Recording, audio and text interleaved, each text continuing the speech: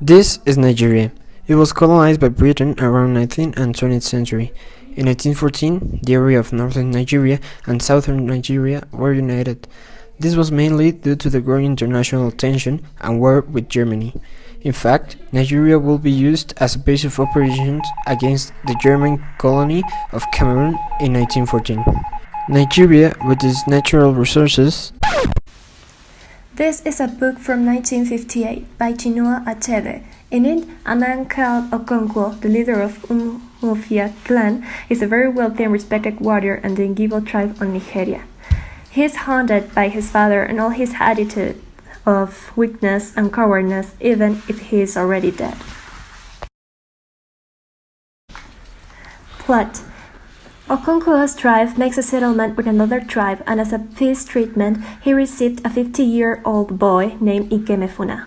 Okonkwo has a strong fondness towards Ikemefuna. Even the teenager calls him father.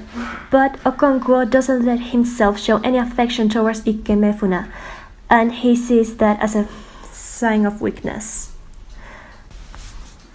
During the week of peace, Okonkwo beats his youngest wife, Ojugo. He even tried to shoot her, all because she was fixing her hair instead of cooking dinner when her husband arrived home. Ogbuefi Eseudu, an elder of the village, told Okonkwo that the oracle of the tribe said that Ikemefuna must be killed as a sacrifice to the gods. The oracle told Okonkwo that he shouldn't take part of the murder, but he does it anyway to not show any weakness. He lies to Ikemefuna, telling him that he had to return to his tribe. But in the middle of the forest, the clan men attacked Ikemefuna with machetes. He tried to ask Okonkwo for help, but Okonkwo killed Ikemefuna with his own hands, because he didn't want to be seen weak by his fellow tribesmen. Okonkwo sank into depression after that. When Ogbuefi Eseudu died at his funeral, Okonkwo killed Ogbuefi's 16-year-old son by accident. As killing someone of your own tribe was a crime against the earth goddess, Okonkwo and his family were exiled of the tribe for 7 years. 2 years after Okonkwo's exile, 6 British missionaries arrived to the village and tried to convert the whole tribe into Christianism. Another theme is religion. A quote of this theme is, "And in fairness to Umuofia, it should be recorded that it never went to war unless the case was clear and just accepted as such by its oracle, the oracle of the hills and the caves." And there were indeed occasions where the oracle had forbidden Umuofia to wage a war. If the clan had disobeyed the oracle, they would surely have been beaten, because the dread Agadi Nuwayi would never fight that the Igbo call a flight of blame. Chapter 2. The Umuofia were so superstitious that they asked their gods via oracle if the war they were having was their god's will. Another quote is, "At this point, an old man said he had a question. Which of this god of yours?" he asked. "The goddess of earth, the god of sky, Amadoria, and the thunderbolt." "What?" The interpreter spoke to the white man, and he immediately gave his answer. "All the gods you have named are not gods at all. They are gods who deceive, who tell you to kill your fellows and destroy innocent children.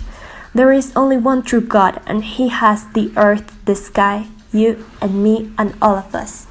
Chapter 16. The missionaries tell Umuofia that there is only a single God, and not all the gods related to the nature that the tribe believed in. The author of this book was Chinua Achebe, born in Nigeria in the 1930s, and was a Nigerian novelist, poet, professor, and critic. From his early years, he was outstanding at school. He was promoted 2 times and spent his time reading books. He studied English literature at University College and became fascinated with world religions and traditional African cultures.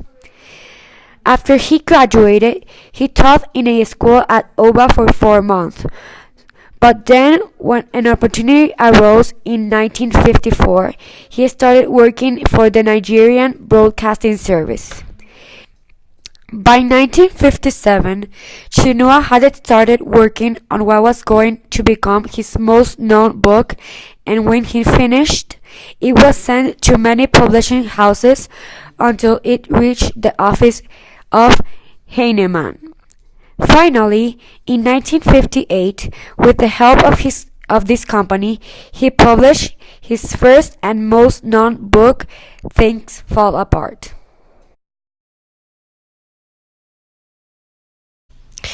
One of the main themes shown in the book is sexism. An example can be seen in the way Okonkwo treated one of his wives. Quoting, "He belongs to the clan," he told her, Okonkwo's eldest wife, "so look after him." "Is he staying long with us?" she asked. "Do what you're told, woman," Okonkwo thundered and stammered. "When did you become one of the Nietzsche of Umuofia?" And so Noye's mother took Ikemefuna to her hut and asked her no more questions. In chapter 2. Here we can see Okonkwo treated her like his slave by telling her what to do and not bothering to answer her question. Her only option was to obey him because that was she was supposed to do. In society at the time, that was her role. Another theme is colonization. The quote of this theme is, "And at last the locusts did descend. They settled on the roofs and covered the bare ground. Mighty tree branches broke away under them, and the whole country became the brown earth colored of the vast, hungry swarm."